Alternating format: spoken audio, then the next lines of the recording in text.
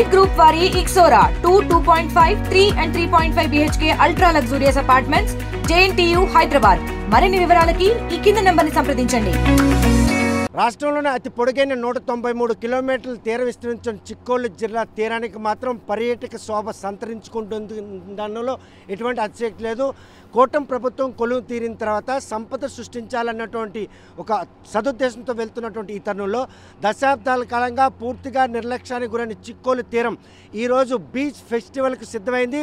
బారువా తీరంలో 2 రోజుల పాటు ఈ బీచ్ ఫెస్టివల్ నిర్వాహకులు మొత్తం సర్వం సిద్ధం చేశారు. చూస్తున్నాం బారువా లైట్ హౌస్ సమీపంలో ఉన్నటువంటి ఈ బీచ్ అంతా కూడాను గతంలో కేవలం ఇటువైపు సందర్శకులు వచ్చి చూసుకొని వెళ్ళిపోవడం తప్ప ఇక్కడ బీచ్ ఉంది, ఆ బీచ్ ఇటువంటి అందాలను కూడా చూపిస్తుంది అనే విషయం కూడా తెలియనటువంటి ఈ నేపథ్యంలో జిల్లా యంత్రాంగం మాత్రం ఈసారి ఈ బీచ్ ఫెస్టివల్ను మాత్రం ఎట్టి పరిస్థితి ప్రతిష్టాత్మకంగా నిర్వహించాలనుకున్నాం. రాష్ట్ర వ్యాప్తంగా ఏదైతే సముద్రంకి సంబంధించినటువంటి క్రీడలు ఉన్నాయి, బోట్ షికార్ కావచ్చు, ఇతరత్ర క్రీడలను కూడా అందుబాటులో ఉంచారు. ప్రస్తుతం మాత్రం బీచ్ కొత్త అందాలను రూపుదాల్చుకుంటుంది. దానిలో ఎటువంటి ఇంత పొడుగైన తీరంలో ఇప్పటి వరకు కూడాను ఒక్క బీచ్ కూడా లేకపోవడం, ఉన్నటువంటి ఏకైక బీచ్ కళింగపట్నం అది పూర్తిగా సముద్ర గర్భంలో కలిసిపోవడం, ఈ పరిణామాలన్నీ కూడాను పరిగణనలు తీసుకున్నటువంటి జిల్లా యంత్రాంగం ఎట్టి పరిస్థితుల్లో ఈ తీరాన్ని మాత్రం ఈరోజు పర్యాటక అభివృద్ధి చేయాలి, ఆ పరిసర ప్రాంతాలకు ఆర్థిక పరిపుష్టిని కల్పించాలనే ఉద్దేశంతో చేస్తున్న ప్రయత్నం ఈరోజు మాత్రం ఒక కొత్త పోకడకు మాత్రం తెరతీసిన దానిలో ఎటువంటి పరిస్థితులు. అందులో భాగంగానే బారువా సమీపంలో 2 రోజుల పాటు నిర్వహించే ఈ బీచ్ ఫెస్టివల్ ఎలా ఉండబోతుంది అన్న విషయం మనతో మాట్లాడడానికి ఎవరైతే ఈ నిర్వాహకులు ఉన్నారో బలరాం నాయుడు గారు ఉన్నారు. చూస్తే కనుక ఈ తీరం ఈసారి మరో రుషికొండ లేకపోతే ఒక మరీనా బీచ్ ఇటువంటి పరిణామాలు శ్రీకాకుళం తీరంలో ఒక కొత్త పోకడ వస్తుందన్నలో ఎటువంటి ఆశ్చర్యం లేదా ఈ బీచ్ ఫెస్టివల్ చూస్తుంది. ఈరోజు బీచ్ ఫెస్టివల్ సందర్భంగా అందరికీ శుభాకాంక్షలు. ఇక్కడ బారువా బీచ్ గురించి చెప్పాలంటే టూరిజం పరంగా అన్ని పొటెన్షియల్ ఉన్న బీచ్ ఉండేది ఇక్కడ ఒక్క దగ్గరే. ఎందుకు అంటే మేము 2019 నుంచి మేము సర్వే చేస్తున్నాం. ఇక్కడ ఒక షిప్ రెక్ ఒకటి ఉంది, పడిపోయిన ఒక పెద్ద షిప్ పడి ఉంది, దానికి ఒక హిస్టరీ ఉంది, స్టోరీ ఉంది. దాన్ని చూడడానికి మేము వచ్చి మొత్తం ఆ వీడియో తీసి వరల్డ్ వైడ్ పబ్లిషైజ్ చేసిన తర్వాత వరల్డ్ నుంచి మొత్తం డైవర్స్ కూడా చాలామంది రెస్పాండ్ అయ్యి ఇక్కడికి వస్తామని చెప్పారు. ఇంత పొటెన్షియల్ ఉన్న బీచ్లో ఒక షిప్ రేక్ ఉండడం అన్నది చాలా వాళ్ళకి డైవర్స్ వరకు విజిటర్స్ వరకు చాలా క్యూరియస్నెస్ ఉంటుంది, ఆసక్తి కలిగిస్తుంది. లోపల ఏముంది, ఎలా చనిపోయారు, లేకపోతే లోపల కాలిపోయాయి, అదర్వైజ్ అక్కడ ట్యాంక్స్ ఉన్నాయి, ఎన్ని గదులు ఉన్నాయి అవన్నీ చూడడానికి. అదే కాకుండా ఇది 100 years కన్నా ఎక్కువ ఉంది, 105 years అయిపోయింది ఇప్పటికీ. కాబట్టి లోపల చాలా ఫామ్ అయ్యాయి, దానివల్ల వెజిటేషన్ ఫామ్ అయింది. యాక్వా లైఫ్ ఉంది, మెరీనా యాక్వా లైఫ్ చాలా ఎక్కువ ఉంది. సో అది చూడడానికి సందర్శకులు తప్పకుండా వస్తారు. అది ఏమైనా మనం ఓపెన్ చేసుకుంటే ఇంకా ఇటువైపు చూస్తే ఈ ఓషన్ వైపు చూసుకుంటే ఇప్పుడు చూస్తారా ఇది చాలా బ్లూ కలర్ ఉంది. అండ్ ఇది చాలా ఫిజిబుల్ మన వాటర్ స్పోర్ట్స్ చేసుకోవడానికి, బోటింగ్ చేసుకోవడానికి కానీ, జెట్ స్కీ చేసుకోవడానికి కానీ, బనానా బోట్స్ ఈ యాక్టివిటీస్ అన్నీ చేసుకోవడానికి చాలా అవకాశం ఉంది. అవన్నీ ఎక్స్ప్లోర్ చేయడానికి లాస్ట్ టైం కూడా వచ్చాం, మేము చేసాం, వాటర్ స్పోర్ట్స్ చేసి చూపించాం. ఇప్పుడు బీచ్ ఫెస్టివల్లో కూడా మేము అనేక యాక్టివిటీస్ పెట్టాం, ఏమేమి పాసిబిలిటీస్ ఉన్నాయి అని చెప్పడానికి. ఇక్కడ చాలా యాక్టివిటీస్ పెట్టాం, స్పీడ్ బోటింగ్ పెట్టాం, జెట్ స్కీస్ పెట్టాం, బనానా బోట్ రైడ్స్ పెట్టాం, శాండ్లో కూడా చాలా యాక్టివిటీస్ పెట్టాం, jeep parasailing, all Terran vehicles కానీ, ఇంకా పోతే కాయాక్స్ ఉన్నాయి. కాయాక్స్ కూడా ఇక్కడ ఇంకో ప్లస్ పాయింట్ ఏంటంటే ఇక్కడ బ్యాక్ వాటర్ కూడా ఉంది, కామ్ వాటర్ ఉంది, అక్కడ చిన్న దీవుల్లా ఉన్నాయి, అది కూడా మనం చూపించుకోవచ్చు. పడవల్లో వెళ్ళి కామ్గా వెళ్ళి లీజర్గా వెళ్ళి అలా చూపించుకొని రావచ్చు. ఇక్కడ చాలా పొటెన్షియల్ ఉంది. నేచురల్ పరంగా మనం ఏవి సెట్ చేయలేం, ఇక్కడ నేచర్ పరంగా టూరిజం పరంగా చాలా అద్భుత అవకాశాలు ఉన్నాయి. మనం ఏంటంటే అడ్వెంచర్ యాక్టివిటీస్ ప్రమోట్ చేస్తూ కంటిన్యూ చేస్తే ఫుట్ఫాల్ అయితే వస్తుంది. ఈసారి లాస్ట్ టైం మేము కటన్ రైజర్ ఈవెంట్లో ఈవెన్ టర్టిల్ కన్జర్వేషన్ కూడా ఫారెస్ట్ డిపార్ట్మెంట్ తరఫున అది కూడా ఉంది. కటన్ రైజర్ ఈవెంట్లో కూడా మేము అనుకున్నది ఏంటంటే కొంత 50,000 వరకు జనాలు వస్తారని, లక్షల కొలది జనాలు వచ్చారు. ఈవెన్ కొద్ది రోజుల్లోనే 2 రోజుల్లో ప్రమోట్ చేస్తేనే అంతమంది వచ్చారంటే ఈ బీచ్ ఫెస్టివల్లో ఈ 2 రోజులు కూడా చాలామంది లక్షల 3 లక్షలు 4 లక్షలు దాటుతుందని మేము అనుకుంటున్నాం. చూస్తే ప్రస్తుతం ఏదైతే పడవ ఇక్కడ మునిగిపోయిందనే విషయాన్ని బలరాం నాయుడు గారికి ఎలా ఐడెంటిఫై చేశారో అక్కడ దాన్ని శోధించాలన్నటువంటి ఆలోచన ఎందుకు వచ్చింది? మేము యాక్చువల్గా సముద్రంలో షిప్ ర్యాక్స్ మేము శోధిస్తూ ఉంటాం. అంతకుముందు చింతపల్లి షిప్ ర్యాక్స్ మేము ఐడెంటిఫై చేసాం. ఫిషర్మెన్ మేము ఇన్పుట్ తీసుకుంటాం. ఎక్కడైతే నెట్స్ స్టక్ అవుతుంటాయో, ఎక్కడైతే వాళ్ళ నెట్స్ పాడవుతాయో, తీసుకోలేరో, అక్కడ ఏదో ఉంది, లోపల ఏదో ఉంటుంది కాబట్టి అక్కడ మేము డైవ్ చేస్తూ ఉంటాం. ఆ సోదరులో మీకు అక్కడ ఎటువంటి ఆసక్తికర విషయాలు వెలుగులోకి వచ్చాయి? ఎప్పుడు ఈ పడవ మునిగిపోయింది? స్థానికుల నుండి ఏమైనా సమాచారం సేకరించారు? స్థానికుల నుంచి మనకి సమాచారం ఏంటంటే, ఒక మాస్ట్ వరకు వాళ్ళకి కనిపిస్తూ ఉంది అనేది వాళ్ళకి తెలుసు. ఒక షిప్ పడి ఉందని మాత్రం వాళ్ళకి తెలుసు, కానీ దాని హిస్టరీకి కూడా తెలియదు. ఎన్ని సంవత్సరాల నుంచి ఉంది కానీ, లేకపోతే ఎంతమంది దాంట్లో సెయిల్ చేశారు, ఎక్కడి నుంచి సెయిల్ చేశారు, ఏ షిప్ అది, ఎన్నాళ్ళ నుంచి అది ఉంది, ఎక్కడి నుంచి ఎక్కడి వరకు సెయిల్ చేస్తారు అన్నది వాళ్ళకి హిస్టరీ తెలియదు. ఆ హిస్టరీ మేము ఫైండ్ అవుట్ చేయడానికి జస్ట్ మేము లోపల షిప్ రెక్ లోపల డెక్స్లో కూడా మేము దూరి ఆ వీడియో అంతా తీసి వరల్డ్ వైడ్ డైవర్స్కి అందరు పబ్లిసైజ్ చేసాం. అంటే లోపలికి వెళ్ళినప్పుడు అది ప్రాణాలతో చెలగాటం అనేటువంటి పరిణామాన్ని కూడాను దాన్ని శోధించాలని మీ ఉత్సుకత ఈరోజు బార్వా తీరంలో ఈ పర్యాటక శోభ సంతరించుకోవడానికి మునిగిపోయినటువంటి ఆ పడవే దోహదపడింది అనుకోవడంలో ఎటువంటి అతిశక్తి లేదా? తప్పకుండా అండి. ఈ షిప్ రెక్ అనేసరికి చాలామంది ఆసక్తి చూపిస్తారు లోపలికి వెళ్ళడానికి, కానీ ఫస్ట్ టైం లోపలికి వెళ్ళడానికి ఎవరు అంత ధైర్య సాహసాలు చూపించరు.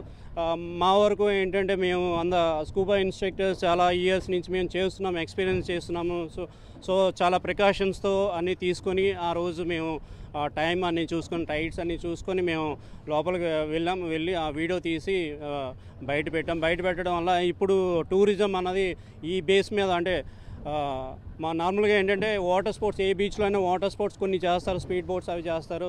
స్కూబా డైవింగ్ వరకు వచ్చేసరికి అది ఎక్విప్మెంట్తో కాదు, మనకి అండర్ వాటర్లో కొన్ని చాలా తక్కువ ప్లేస్ ఉంటాయి. ఆ యూనిక్ ప్లేస్లో ఇది ఒకటి. అటువంటి అరుదైనటువంటి ఒక ప్రదేశంగా గుర్తించిన మీరు ఎన్ని అడుగులు లోపలికి వెళ్ళుంటారు? అక్కడ ఎటువంటి ఆసక్తికరమైనటువంటి ఆ బోటుకు అవశేషాలు ఏమైనా లభించాయి? ఇది సుమారు 20 అడుగుల లోపల ఉంది. దీంట్లో చాలా గదులు ఉన్నాయి. షిప్ అంతా బాగానే ఉంది అంటే మొత్తం షేప్లో అయితే ఉంది. లోపల గదులు లాంటివి ఉన్నాయి. అక్కడ చాలా ఇవి అయి ఉన్నాయి, గ్యాప్స్ ఉన్నాయి.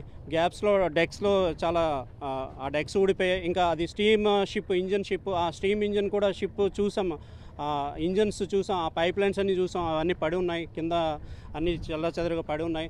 దాని మీద బార్నకిల్స్ అవన్నీ ఫామ్ అయ్యాయి, వెజిటేషన్ అది ఫామ్ అయింది. కాబట్టి అక్కడ చాలా రకాల చేపలు నివాసం ఉంటున్నాయి. ఇప్పుడు చాలా పెద్ద చేపలు కూడా నివాసం ఉంటాయి. అవి చూడడానికి చాలా సందర్శకులు ఆసక్తి చూపుతారు.